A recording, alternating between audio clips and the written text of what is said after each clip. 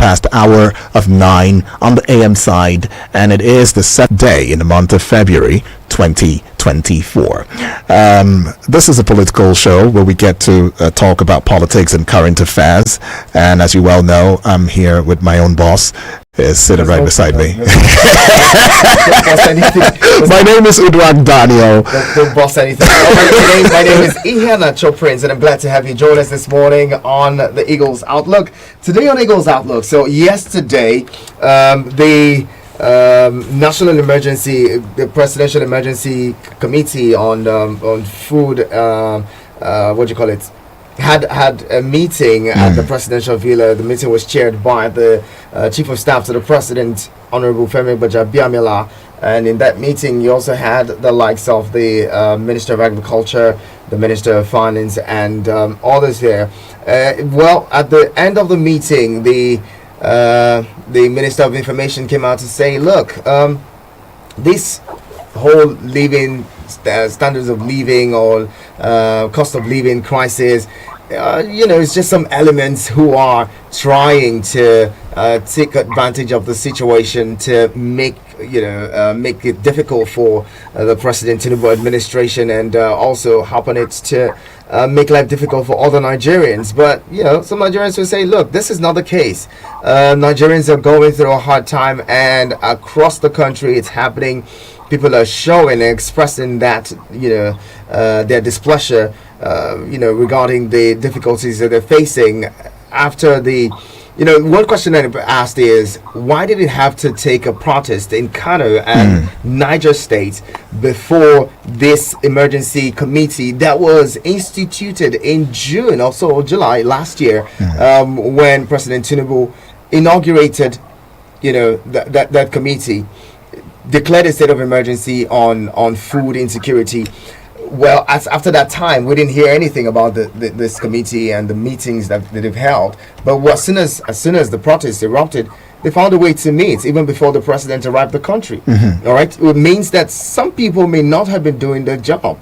Somebody may not have been doing what they expected to do. If it took a protest in even Rivers State yesterday for these meetings to be convened, then it just begs for answers what that committee had been doing. Recall that the committee had also been integrated into the National Economic Council, National Security Council as well. So if they were a part of the National Economic Council and had all those meetings with them, why is it still difficult for Nigerians to survive at this time? We'll get to hear from the Minister of Finance. Before I bring in my guest this morning is Mr. Ebere Duru, a seasoned economist who's going to be joining us in the conversation this morning to share thoughts with us. Let's also remind you that yesterday, the economic team met or were present at plenary at the House of Reps, and we're there to answer questions and make presentations. They said some very interesting things.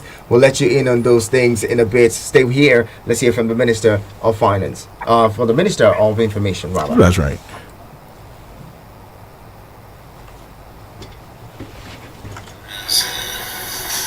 Have some relief in terms of the availability of food on the table. Of course, this meeting is not by itself exhaustive. It's just like I said, the beginning is going to continue tomorrow and the day after. Now, some of these will involve unlocking the foods that are most of the storage facilities around the country. You know that the Federal Ministry of Agriculture has some food reserve that is going to be made available to Nigerians. Government is also talking to major millers and major commodity traders to also see what is available in their stores, to open it up so that government will provide some intervention, discuss with them and provide some intervention to make this food available to Nigerians. What government is noticing is that actually there is still food in this country some people are taking advantage of the situation, especially because of the high cost, the rise in or the depreciation in the value of our currency. That has led to Right, we have there the Minister of Information, Mohammed Idris, giving. Well, that was the Minister of Information there speaking on the matter, and what caught my interest was where he said that there's food in the country. There's just people who are taking advantage of it, and you would wonder if this is a case of, man's inhumanity to man. But again, they say, look, the food traders will tell you that they're incurring a whole lot of debt when they import food, when they buy food. The foreign exchange is also telling on that market. Well, we'll have an expert discuss this with us this morning. My guest is an economist, a seasoned one at that, and also a public affairs commentator, Mr. Iberi Duru. You're most familiar with him. Mr. Duru, good morning, and thank you so much for joining us in the conversation this morning. Yeah, good morning, Ian at your post. Good morning to your colleague in the studio. Good morning to you. Welcome. So let's begin. Where do we begin? Let's begin from what happened earlier yesterday. The economic team, the CBN governor, that's Yemi Cardoso now, as well as the Minister of Finance and the coordinating Minister of the Economy, Wale Adu, as well as Mr. Zaka Didiji, who is the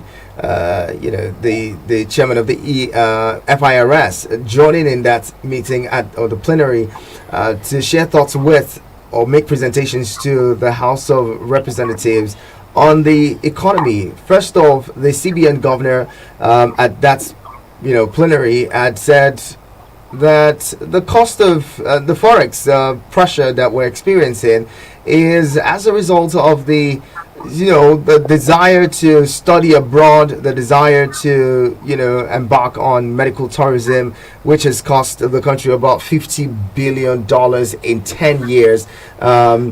As well, people looking for PTA and all of that just to travel is also generating another cost of about $50 billion. So in general, in the last 10 years, about $90 billion had been expended, which is way bigger than our our foreign reserve as a nation.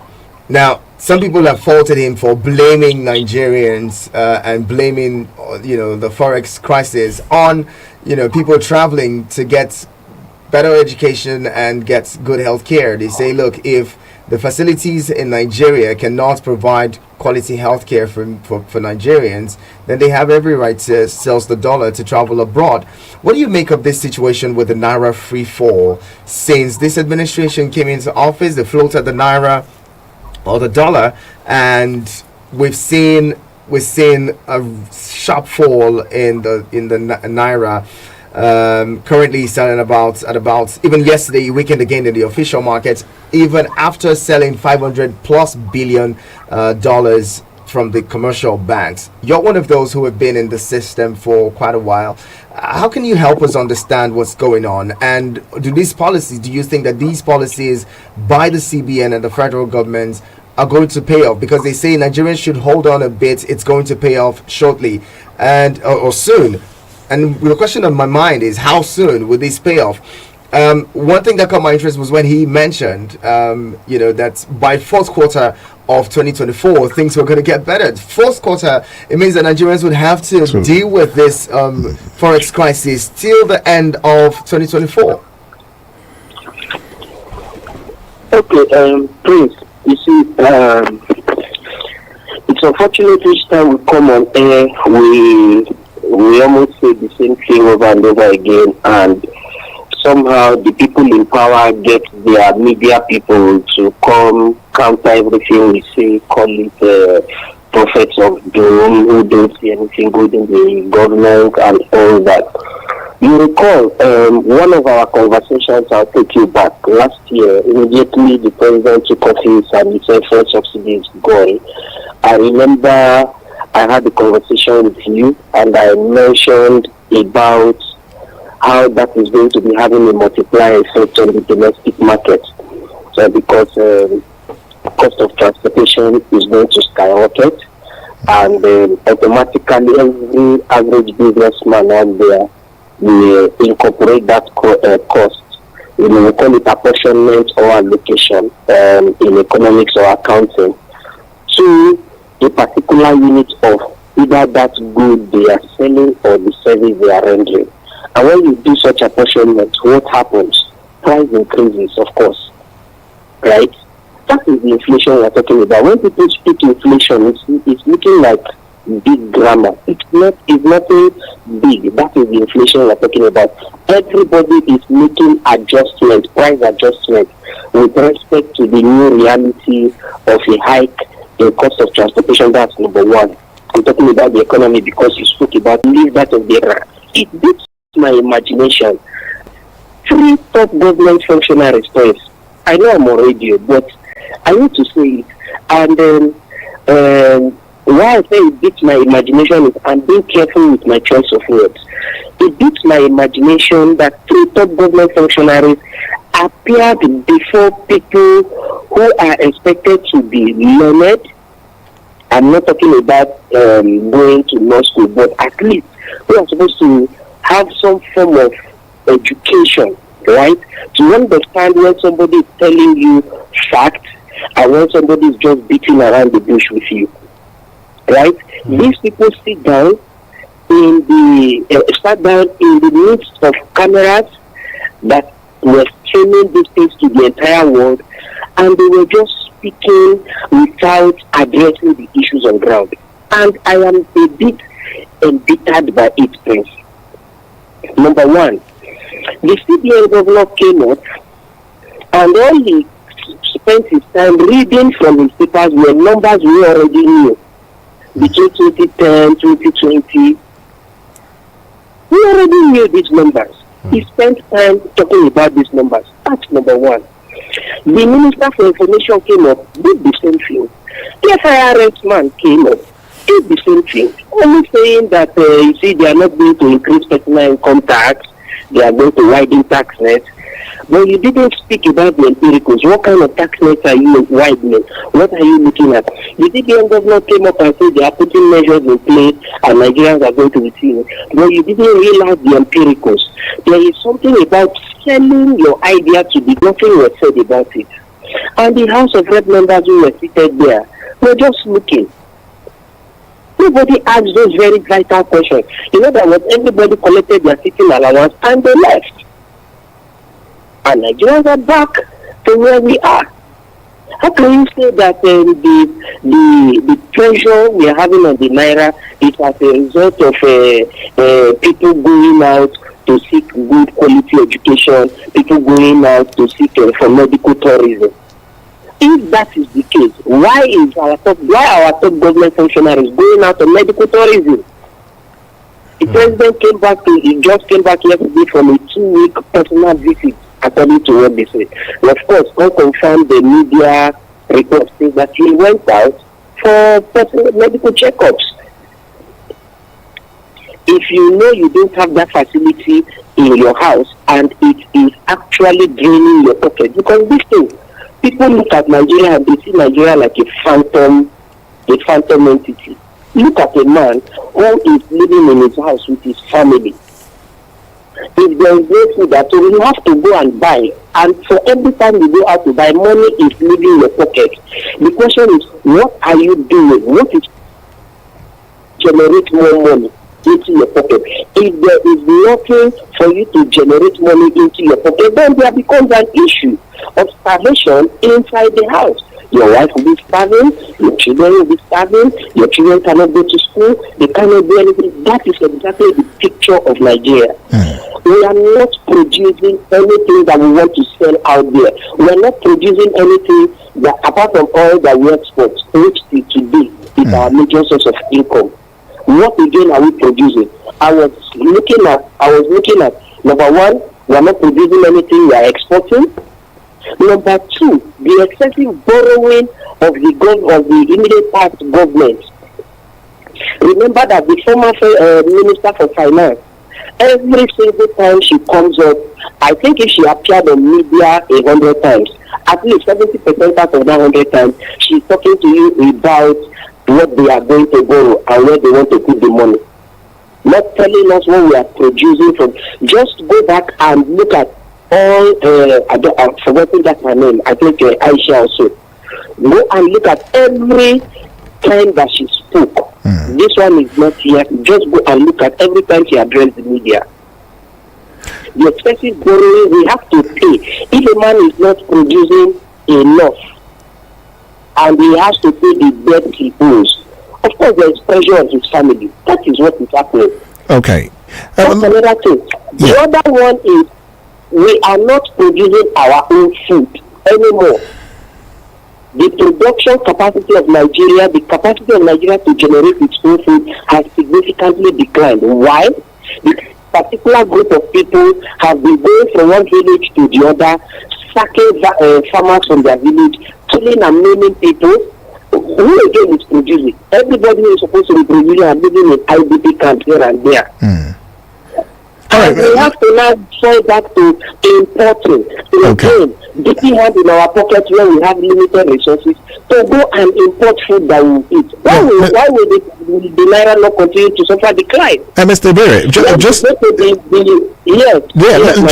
just before you go, into the food, thingy, but you've spoken quite a number of things. I'd like us to dwell just a little bit, at that plenary meeting, because many Nigerians were quite expectant as to what the outcome should be. Many Nigerians wanted to get answers. I, for one, wanted to get answers, and I'm sure you too wanted to get answers. Now, this is a serious issue, as the CBN and the finance ministry play a very crucial role in managing the economy. Do you think that the lack of concrete solutions is a sign of some sort of incompetence or a lack of commitment on the part of the government? What do you think really should have played out at that plenary in bringing back the confidence the Nigerians should have in the system and the institutions that have been constituted? Okay, please. Like I said, I don't speak from a position of maybe not having information. In the finance world, there is what we call, and generally in the economy, there is what we call hawkish outlook and dovish outlook. Right? A hawkish outlook projects strength, positivity. You are looking up to something you are anticipating towards, and you are telling everybody, let's go and achieve it. A dovish outlook is looking more like, you are weak, you don't really understand, you are giving in, kind of. Right? What transpired yesterday was a complete display of a dovish outlook. And trust me, in the next couple of days, you are still going to see the multiplier effect again on the economy and again on the Naira. The finance minister is supposed to be in charge of our fiscal policy, of our fiscal economy. The CBN governor is supposed to be in charge of our monetary system and monetary policies. What I expected the finance minister to say, as the coordinating minister for the economy, okay, if this has been what we have identified, we are going to strengthen. Between now and the end of the year, the president is going to make substantial. We want to know why there is a brain drain between amongst both students and lecturers out of the university, so that we can provide a lasting solution, not just in the short term, but also in the medium and in the long term. This is the hawkish outlook. Everybody begins to say, okay, it is not all that bad though. Okay, even though it's terrible now, I think they are going to do something very good for us.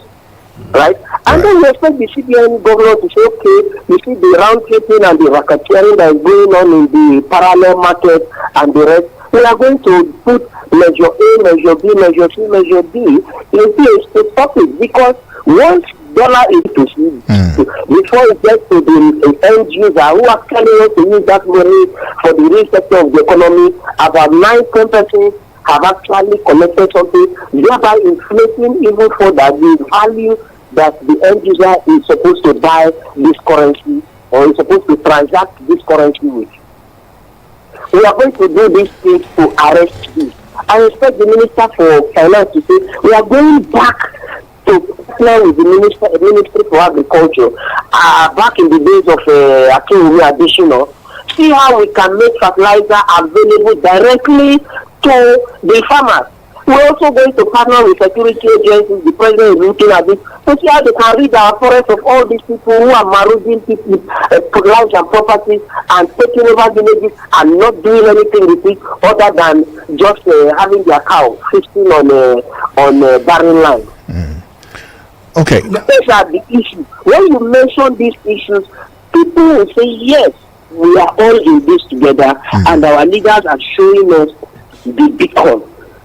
But when you come and you blame everybody, blame it on students, blame it on medical tourism, blame it on this, blame it on that, whereas every political office holder in this country, none of them have their children schooling in Nigeria. Now, normally when you know, an economist, or rather maybe the CBN governor or the Minister of Finance makes a statement, say for instance the Treasury Secretary in the United States about to make a statement, the world and business people, the business world is looking to see what comes out of their statements. They make decisions, business decisions off of those statements, these policy statements by the Treasury Secretary.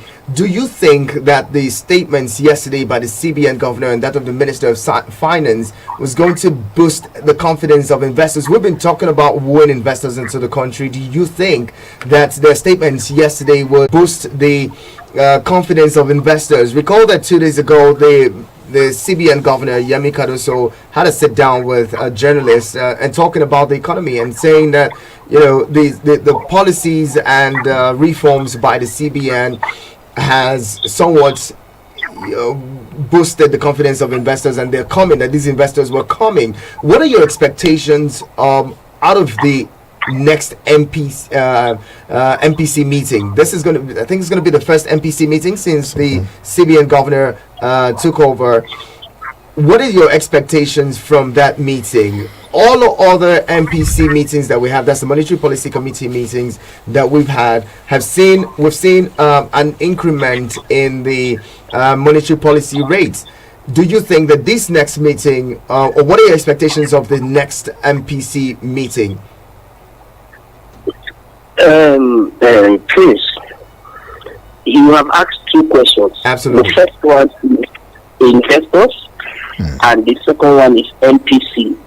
Let's start from the investors, and I bring it back to you. You asked me a question, or you mentioned to me when you were speaking before that we all got glued to our either radios or TVs to listen or to watch that session yesterday, or on our mobile devices to see the outcome.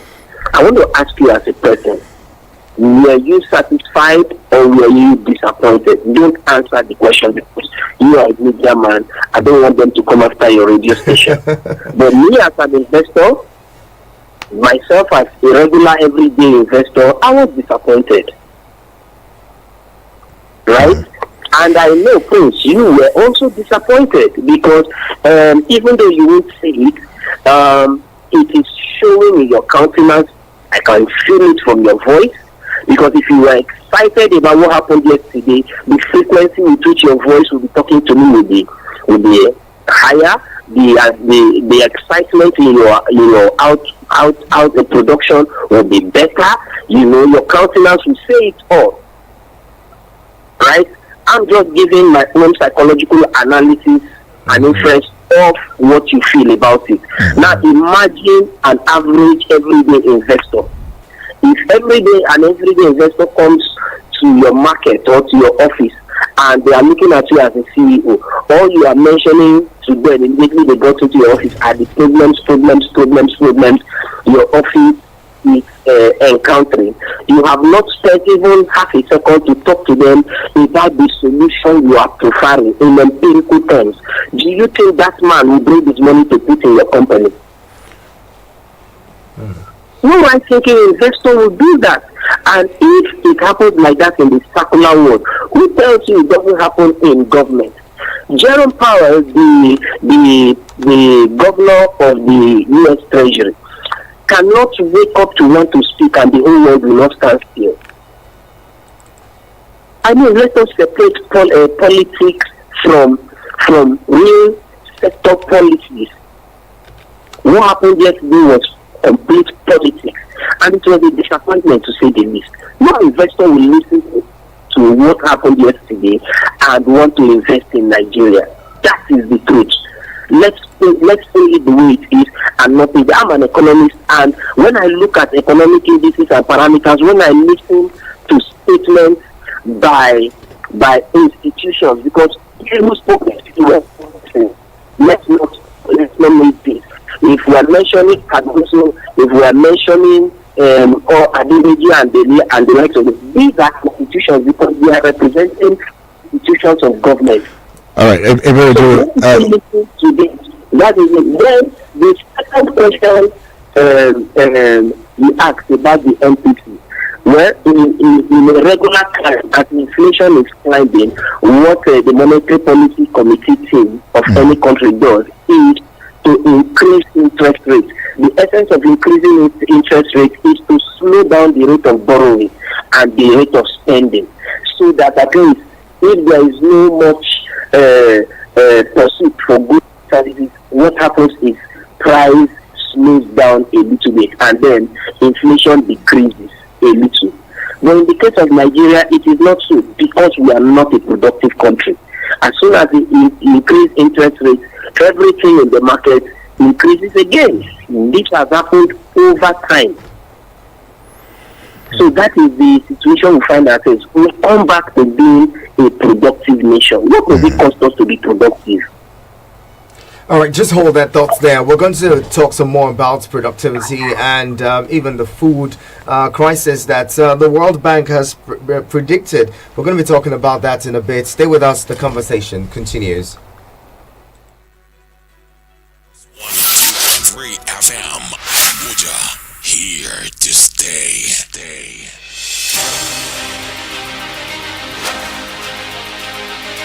According to global estimates, Nigeria, the giant of Africa, will grapple with approximately 20 million drug users by 2030, with 13% of them suffering from drug use disorders. What are the implications of drug and use of illicit substances on our public health, national security, economy, education, and even family? Join Oikeke Igado Kure on robust discussions, sharing facts on drugs. What are the solutions? How do we find help even for those affected? Together, let's break the cycle, kick out drugs, save our youth to save our nation. Recovery Road with Oikeke Igado Kure. Coming soon to Eagles 102.3 FM Abuja.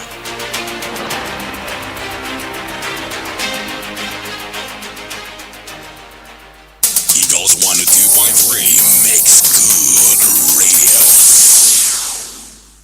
Thank you so much for staying with us on your radio experience. You can count on. It's been Eagles Outlook, and we've been talking about the appearance of the economic team at the National Assembly yesterday, speaking with the House of Rep members on the sectoral debate there and the outcome of it. Well, some people feeling disappointed with the outcome of what it is that the economic team said at that meeting, and how it resonates with the rest of Nigerians is that, well, they hope that things would get better. Taking us back 10 years ago, it's what the CBN governor did, saying, look, in the last 10 years, the cost of traveling abroad health for tourism, education and health tourism is one thing that has cost the country about $90 billion. If you don't mind, at first, I wouldn't want to go by popular, belief on this. I think one of the things that the CBN country, you failed in terms of health tourism. If you're to look at underlying, I'm just saying, because if a caller called a time ago, earlier, and said, who are the people? Who are those patronizing all of these? Exactly. And if you ask me, these are all everybody there. Well, everybody there actually has, sure. Because some of them even, I mean, they're very good schools in this country. I mean, I've spoken with a couple of professors and even people who studied abroad, and they tell you, look, it's not like Nigerian schools are not that good. It's just that we have abandoned them. We have great professors here, people who are professors here. They get abroad and they rank internationally. Sure. I mean, so. We've just abandoned the system because we have a penchant for foreign stuff. So I get a little money, I get in the office, get an appointed position, and the first thing I want to do is send my children abroad to get an education, and then we abandon what we have here. Anyways, though, the conversation is still trending right here at Eagles 102.3 FM Abuja. Remember, we stand on a promise, and the promise is the fact that we deliver radio experience that you can count on. We're still with our guest, who is in the person of Ebere Duru, is a political analyst as well as an economist, and we've been talking quite a lot about what's going on. I would like to open the phone lines at this point. Yes, we'll open up the phone lines in a bit. Just give us a few more just seconds. a little Let's bit. have this. We had a pending conversation. Sure. Ebere Duru, we're going to talk about the food crisis. The World Bank, in its World Food Report, states said that about 7 states in the Northwest and Northeast are currently facing food insecurity, and it might get worse. What are your thoughts on how we can avert the food insecurity? It's looming. There's been crisis here and there, and people say, look, if we don't tackle this head on and headlong now, it just might snowball into something else. How do we avert this? As an economist, what are your thoughts? We've been talking about diversifying the economy in the last 9 years or so. The Buhari administration started off talking about diversification of the economy using agriculture. But again, you mentioned during the conversation that the insecurity, physical insecurity is a problem. How then can we tackle food insecurity? What are your thoughts on this, and what would you advise government to do? Okay, it's a two-way traffic. One will be the responsibility of government, and the second one will be the responsibility of citizens. On the government side, can we go back to the Jonathan era? When I say Jonathan era, okay, let me not mention Jonathan, but can we go back to Akinwumi Adesina's era, where things like fertilizer, the middleman was cut off completely? You go to government approved warehouses with tokens generated. Once you make payment, you carry your fertilizer, or they supply to you. All you do is you pay the transportation cost and all that to reduce significantly the price of fertilizer, so that the fertilizers are imported or produced locally by our local refiners. Right? That's the first thing. The second thing on the part of government is all our farmlands. I don't want to call them forests anymore. All our farmlands. Can we just clear out all these guys? Look, I want to see what happened in Plateau State just recently. We were talking about over 200 persons slaughtered, and before you know it, a couple of weeks later, another attack happened again in that same location, with close to 50 people killed. These are farmers. These are people living in rural areas. These are people who are contributing to the food debt of this country, who will go and farm. And when they sack these villages, they take over those villages. Okay, produce in those. Why will you go to Malta Central Land and you use guns, use everything, you sack them, and then all government is saying from Abuja, we know these people, we see this. Why not go there, clear them out? Because whether you like it or not, there is no non-state actor that has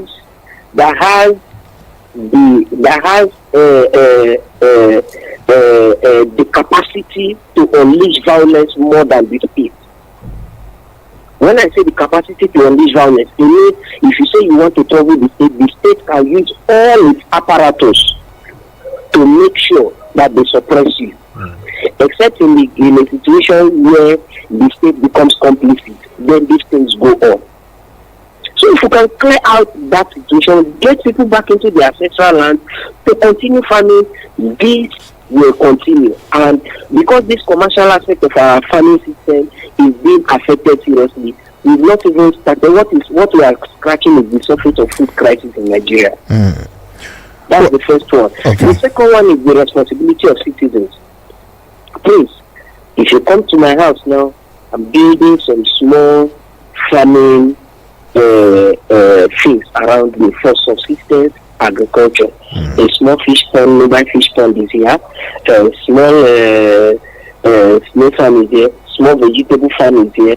A small poultry house is here. Even if it can take up to 10 or 20 birds, no problem. Let them just be there. So that I reduce in a very significant way the amount I spend in the market buying some of these things I can generate or produce or I can grow in my house. Very pragmatic way there. Citizens should stop looking elsewhere for phantom beautiful life. I don't think there's no space in my compound. Every compound has space. You don't need more than a 2 feet by 4 feet cubicle to rear snails of up to 100. You don't. All you need to do is get educated. How can you rear a snail so that they can grow into maturity and mortality rate is low? And you can get all this over the internet. I'm a working class, I'm a this, I'm a that. Find out that thing that you can do that will not significantly affect your work. You can feed your family with it. I'm not saying you can generate income to feed the family. You can actually grow what you eat. That is what I'm saying. Okay. Not all that you eat, but at least, even if it is 30% of what you eat, you grow. That has reduced your recurrent expenditure or variable expenditure by 30%. Your food is recurrent because whether we like it or not, we have to eat to stay alive. So it's recurrent. You have reduced it by 30%. What that does is, if all of us can reduce what we consume, what we spend on the food we consume by 30%, it means that inflation on the average may drop by 10% average. Food inflation, for instance, that's where I'm going to. Well, so these are simple. From the micro, we can grow it into the macro. Or from our micro activities, if we put all these micro activities together, you have a macro effect. Well said. I expected the economic team to have been mentioning this, that we are encouraging Nigerians to do this, and we are going to give support of this and that once you can show proof of what you are doing. I mean, those are hawkish statements. But I am advising Nigerians, please do that. If you have a space in your compound that can take a 4 feet by 6 feet mobile fish pond, put it there. Rear your fish, either tilapia, either catfish, all these are tropical fishes. That can grow. I'm not saying go and put a goldfish and start. You are not building an aquarium. In the next 4, 5, 6 months, you have table-sized fish that you can use to cook, to feed your family, maybe sell off 1 or 2 for extra income. Well said, Mr. Duru. Really appreciate that one. To be able to bring down what is happening to us. Otherwise, you find out that you are working, and you are not making any significant difference. Well said. Very pragmatic. You can't even look up to your daily life. Hold on, Mr. Duru. I don't know if you can hear me. Seems like you cannot hear me. Mr. Duru, hold on. We'll have to bring in our callers at this point. That's right. Well, you want to be a part of this. We sure know that you want to be. You can get involved by calling the studio line 0907 353 0044 or 0908 766 8888. And the WhatsApp portal number is 04450. Hello. Good morning.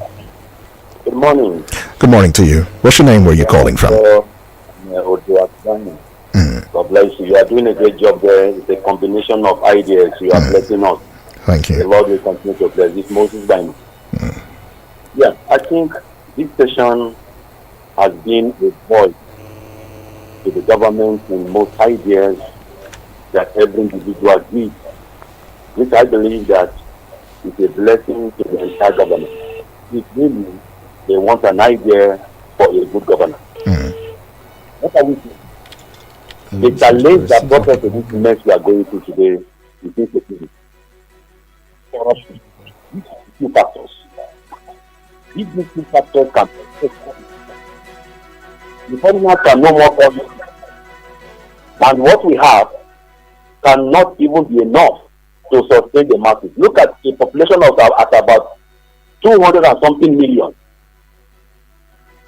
There is no sort of income that can match up.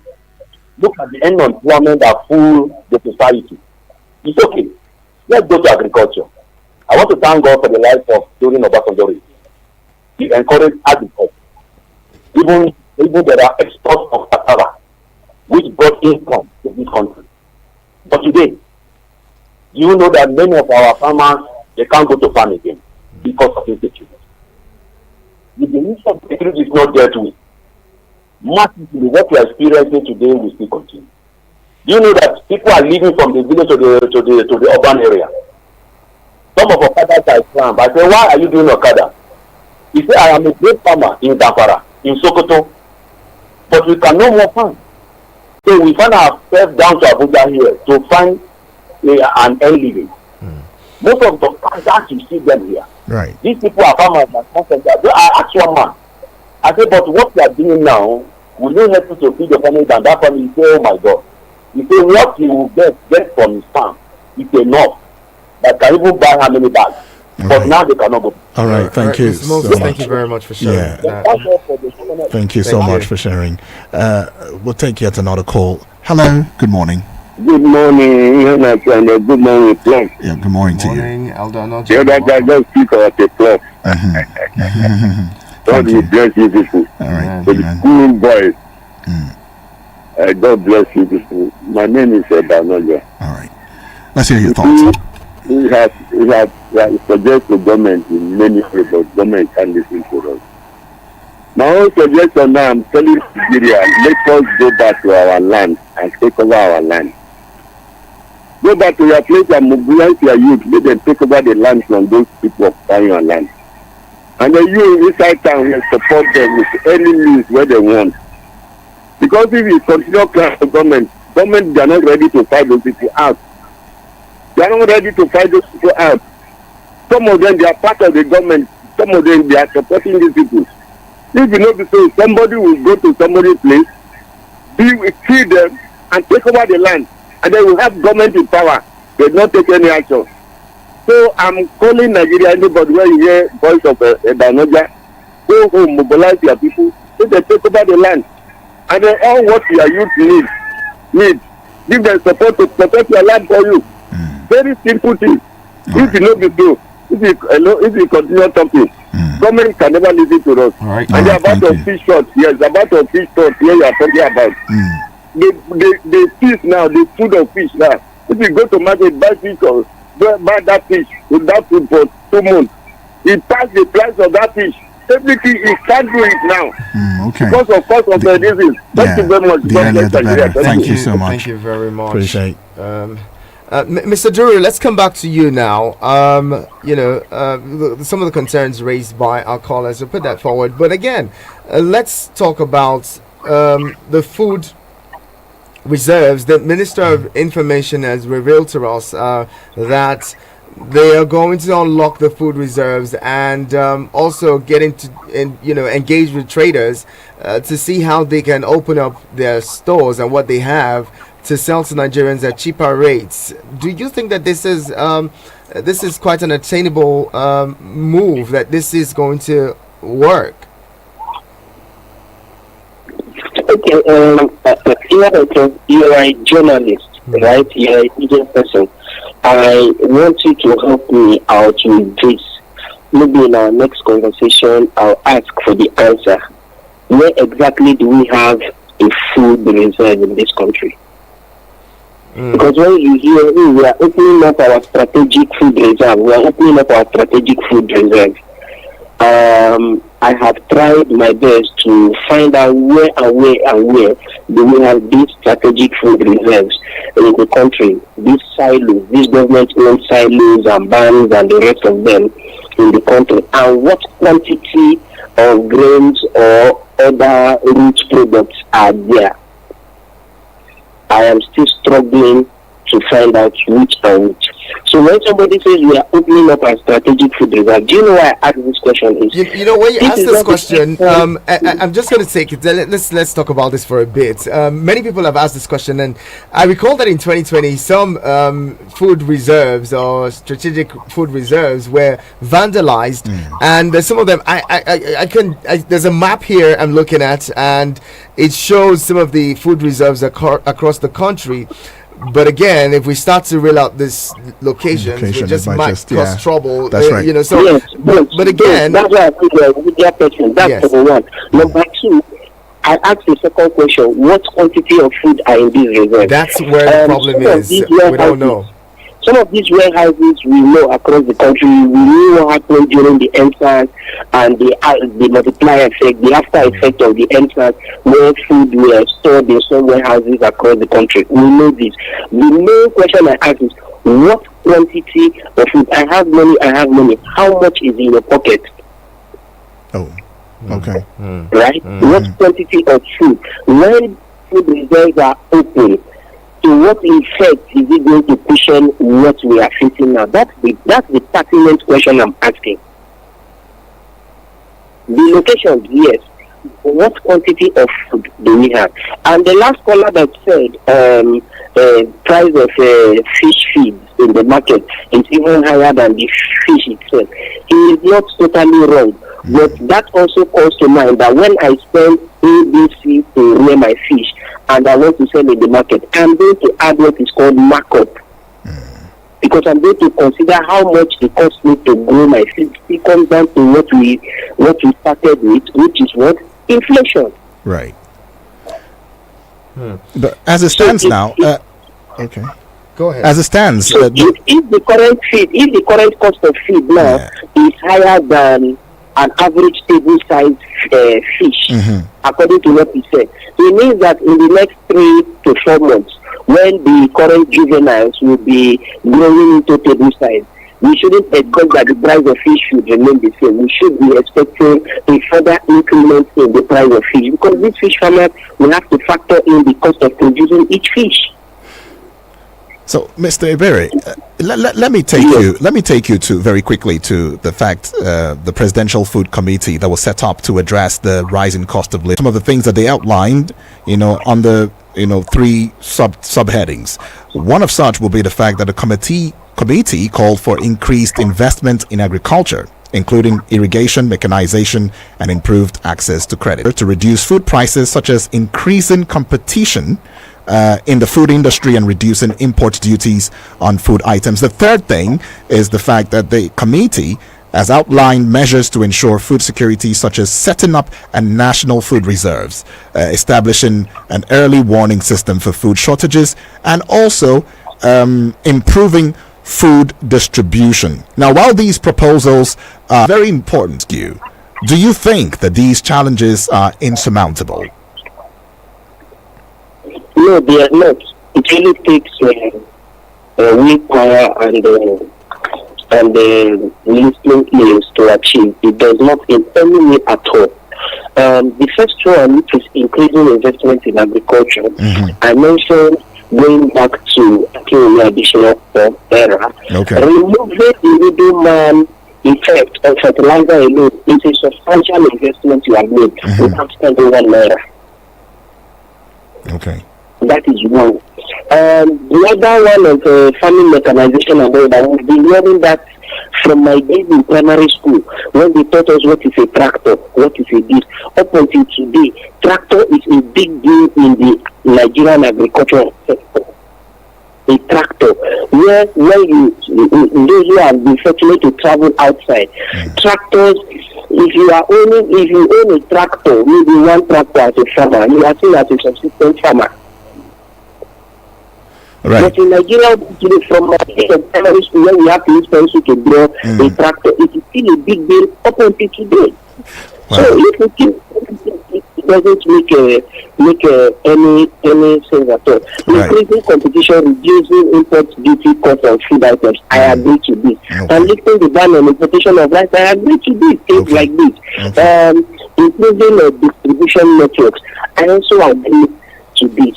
Okay. As well. But that first one, I see that one as a mere sugar-coated drama. Right. Well, Mr. Ebere Duru, thank you so much. We appreciate your time with us. It's been a pleasure having this conversation, and we look forward to having more conversations and insightful, insight from you in the coming days. Thank you very much, That's right. Thank you very much. And of course, we have quite a number of calls that we just could not take as a result of time and everything. But your point and your followership is not taken for granted. We appreciate you, and we'll do better next time to seeing how we could accommodate more messages coming through via the WhatsApp portal number. We want to say thank you, and for you that listened, we appreciate you in no small way. This is where we call it a close on the program today. Want to say a big thank you. Until next time, do well to be security conscious, and also do the most that you can to add some positivity to Nigeria. My name is